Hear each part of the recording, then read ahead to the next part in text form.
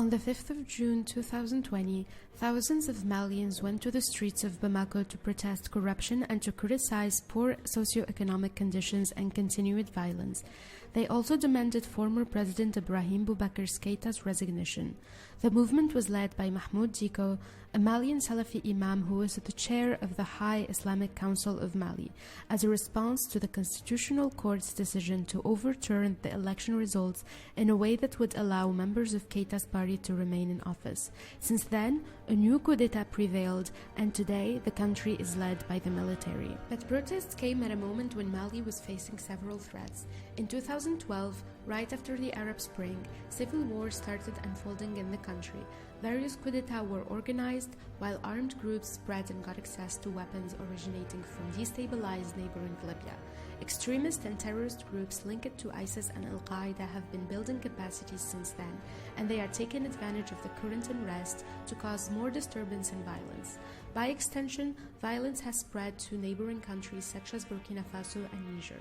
Malians live in dire conditions, with nearly half of them facing extreme poverty while many are without access to education or employment. In fact, Mali is considered the 12th poorest country in Africa, with an average wage of $1.25 per day, and according to the World Bank, national poverty lines in Mali reached 41.9% in 2020. Back in 2013, the Malian government requested military assistance from France to help it fight armed terrorist groups. Operation Barkhane was launched in 2014 to fight Islamist groups in Africa's Sahel region. The anti-insurgent operation is led by 5,000 French troops in cooperation with the G5 Sahel, a task force led and sponsored by France and officially launched by Mali, Burkina Faso, Niger, Chad and Mauritania in 2017 to fight against insecurity, violent extremism and organized crime in the Sahel. But a new coup d'etat in May 2021 and General Assimi Goïta's rise to power created tensions between France and transitional Malian government.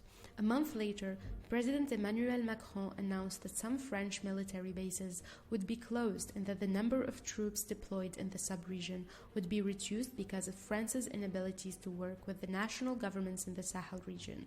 It is estimated that up to then, France had spent over $1 billion annually on this military operation. Choguel Kokoala Maïga, Mali's prime minister, accused France of abandoning Mali, but he also needed to find an alternative to the French presence. While tensions between France and Mali were growing, there were reports about Bamako hiring 1,000 paramilitaries from Russian private security firm Wagner to help it fight against terrorist groups. Russia's foreign minister Sergei Lavrov said that the Malian government hired the private Russian military contractors, so they have a legitimate right to be in the country, and that Russia had nothing to do with this. The Wagner Group is considered close to Russian President Vladimir Putin, and Western countries accuse it of acting on behalf of Moscow. According to the U.S. State Department, the Wagner Group would be paid more than $10 million a month for its services to Mali.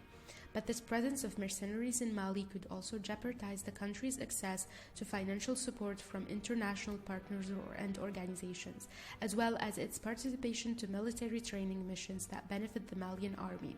That said, while Russian officials deny facilitating any such involvement in Mali, Bamako is less shy, and it justifies its stances by saying that it needs partners to help fill in the gap which will certainly result from the withdrawal of Barkhane in the north of the country.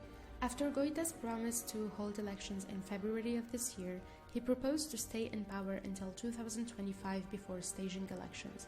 As a result, the Economic Community of West African States imposed sanctions on Mali, and people protested this decision, expressing their opposition to international pressure as requested by their military government.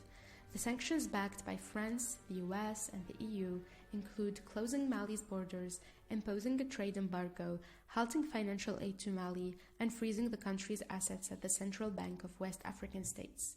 Denmark has sent 105 military personnel to Mali on January 18th to join a European Special Forces mission known as Takuba. However, the military government strongly opposed this intervention and asked Denmark to immediately withdraw its forces. Denmark obeyed this request and started pulling its troops, but this decision is likely to impact future deployment. Norway, Hungary, Portugal, Romania, and Lithuania had also planned to send troops this year. The future of Mali remains worrying, for the country and its population, as well as for the sub-region. It's important to ask the following questions. With the French withdrawal and the incapacity of European troops to help, is Mali now open to Russian influence on the Wagner paramilitaries?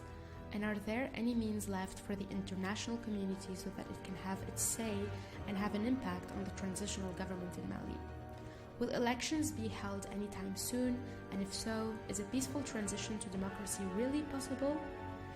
The United Nations warned recently of worsening hunger in West Africa and Mali.